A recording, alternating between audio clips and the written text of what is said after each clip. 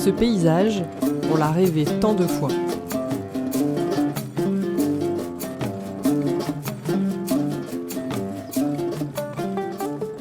Depuis Tahiti, nous avons pris un vol en direction de l'île de Pâques.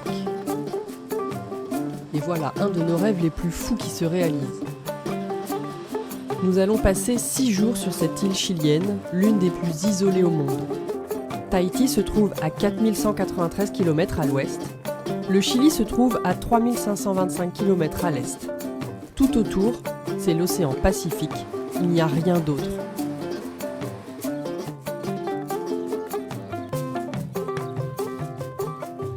Nous sommes hébergés dans cette maison en bois typique de l'île, dans une véritable famille Rapa Nui.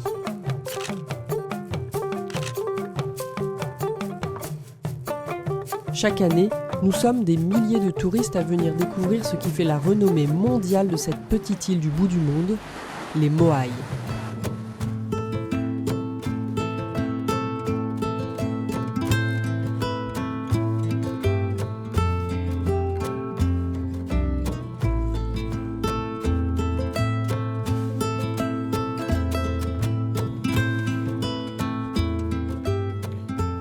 L'île est toute petite, on en fait le tour très rapidement. Et nous, pour l'occasion, on a loué une vieille Jeep déglinguée.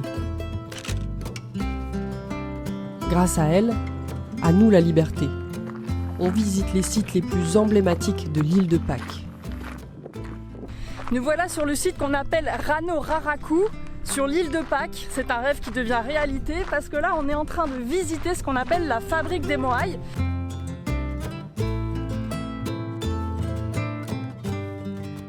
Derrière moi, une montagne, et c'est de cette montagne que les Rapa Nui, les habitants de l'île de Pâques, extrayaient la pierre pour en fabriquer les célèbres Moaï.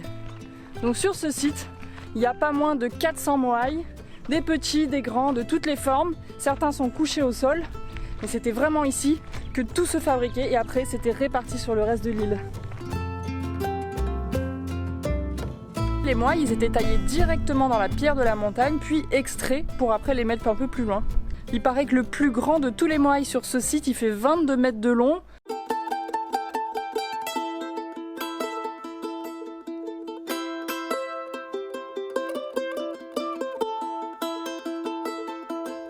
Ici, dans la fabrique des Moaï, le temps s'arrête.